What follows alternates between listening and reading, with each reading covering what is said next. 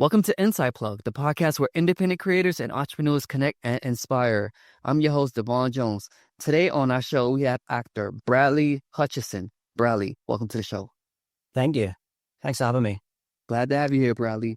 I just want to let you know, just like we let all the other actors know who comes on the podcast, we love actors. Everything you do, all the hard work you put in, all the time that you take to prepare for these roles, they're very crucial. And what you bring to the table, what you bring to the film sets is is immaculate. And directors, producers, and even writers, um, they may not be here to thank you, but I'm giving you the thanks for them and also myself. Thank you for being an actor. All right, Bradley. Yeah, thanks. Yeah, just wanna let that clear. So I don't think actors get enough recognition.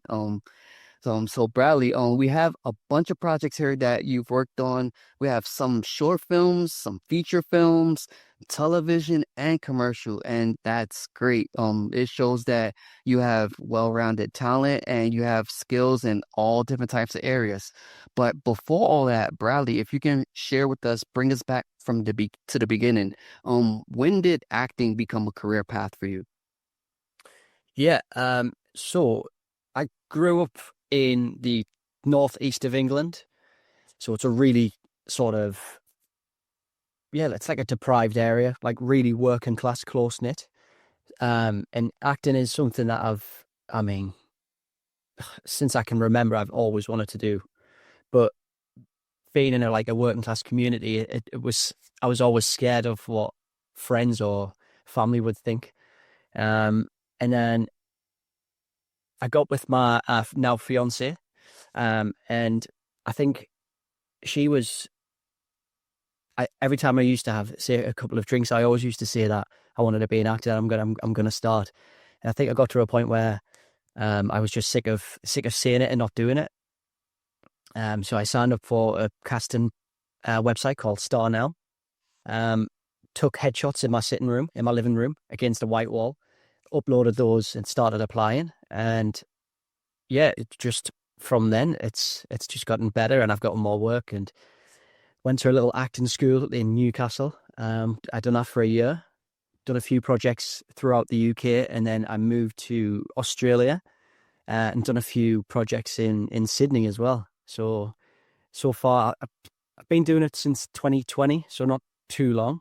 But I've been quite busy in the 5 year that I've done it. So yeah, it's pretty good. That's awesome. I love that. Bradley, could you share with us how was it going to, that acting school, getting that first feel for being on a production set in front of a camera? So yeah, the acting school, it was nerve-wracking.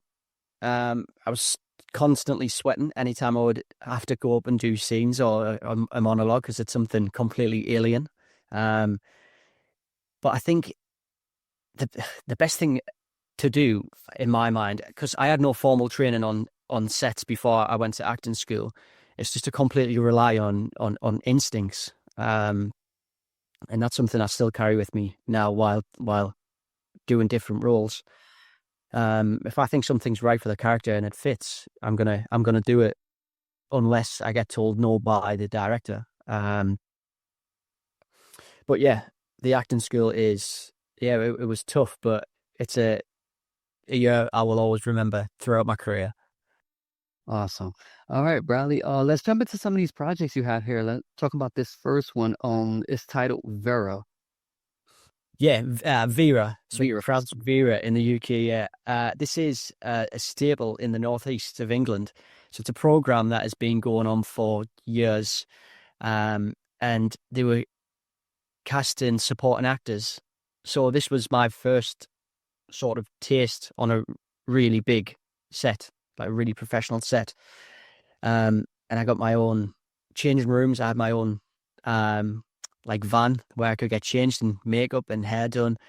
So it was a really good experience. On set for 2 days, filming as just a security guard. So in the episode, I'm literally, you'll blink and you'll miss me. I'm there for a few seconds, but it was just a really good experience to get to speak to some like seasoned veterans within the Northeast and the UK TV scene.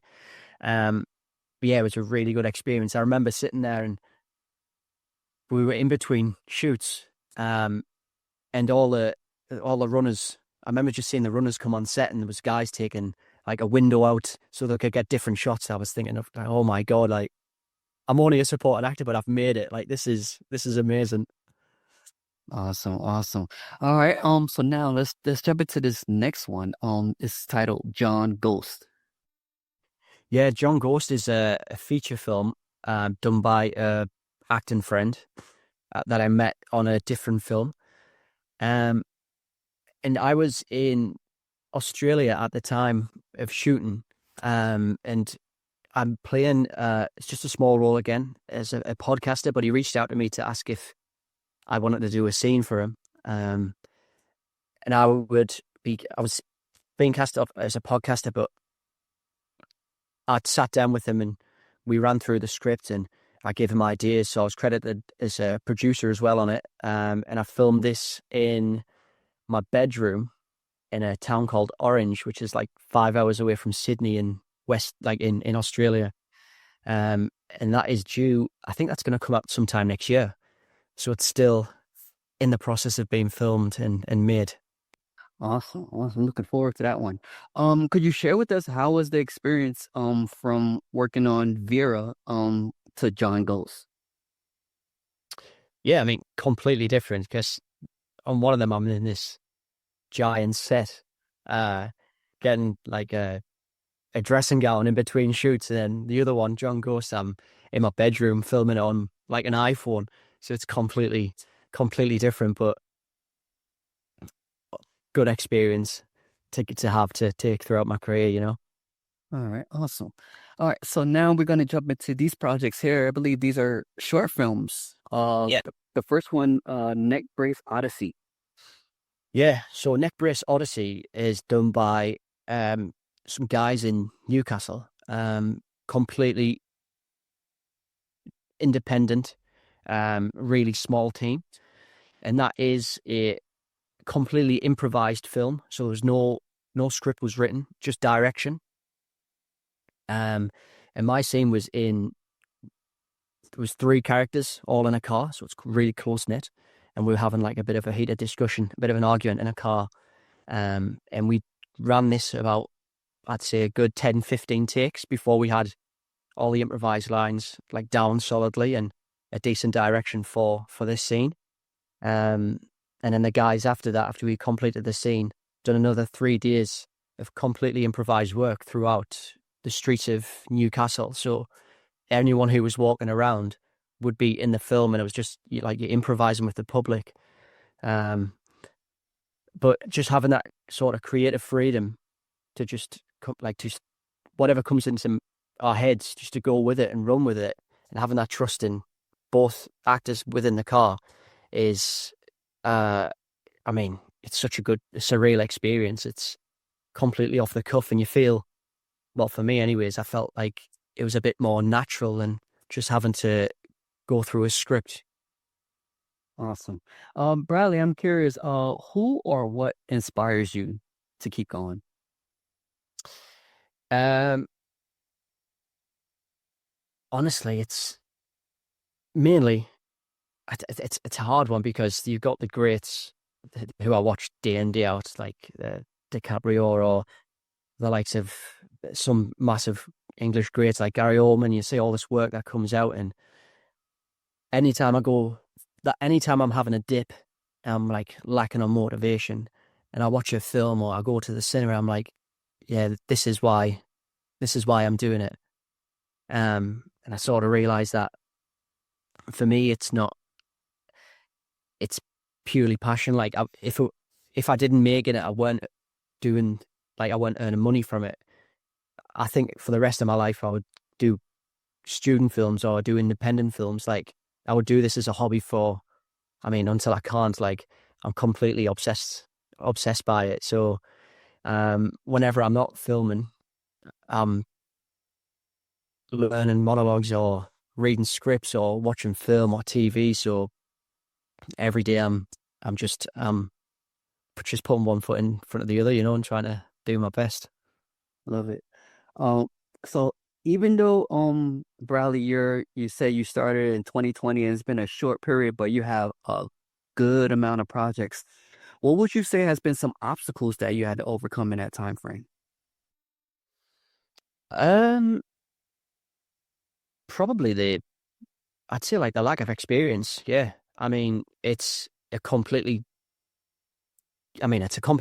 industry, isn't it? So completely dog eat dog world. Um, and sometimes if you haven't got an agent or you're lacking experience or you haven't got,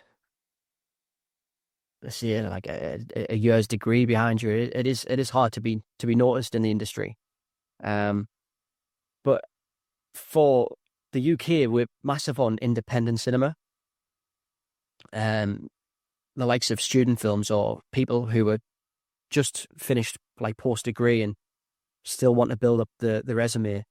It's massive for that. So they're perfect in targeting. If you want to, progress in your career. Awesome. All right. Now let's jump into this project. It's titled Right Place, Wrong Time. How was it working on that project? Good. Yeah, another good experience. I haven't had many bad experiences so far. But that was a student film. Um, and we hired a pub in Sunderland, and it was two night shoots. So we would be there 6, 7 hours throughout the night, filming at this pub. And that is the first film I'd done where I was the lead part, um, instead of just being, a supporting part. Um, so it was good experience being lead. And I think all these little films, whether it's student films or like little 7 minute films or anything like that, is crucial, especially when you're first starting out, as I was then, into building yourself into a confident actor who can then take on larger and larger roles. Nice. Could you share any preparation that you had to go through from now getting a lead part from your previous supporting roles?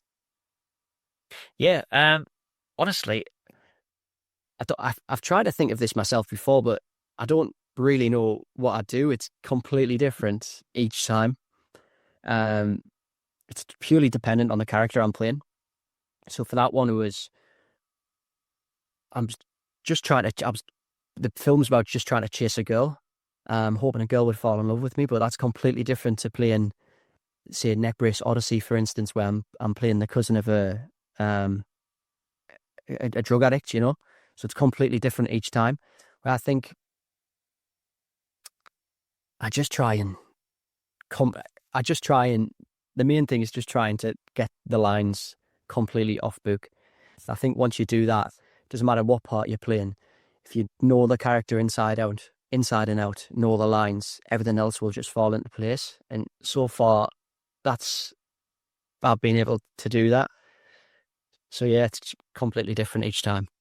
Awesome. Bradley, could you share with the listeners and the audience, where can they connect with you? Do you have an IMDb page? Do you have a social media outlet that you use? Yeah, I have an Instagram called Bradley Hutchinson Official. Um, and then yeah, that's it really. I don't have an IMDb page. I need to get one. All right. Everyone, connect with Bradley. Check out those projects. There's a lot of projects that he worked on. Check out the work, and yeah, we're looking forward when you get the IMDb page because your credit's gonna start, stacking up soon. Um, Yeah, that's it. I need to get them on. awesome.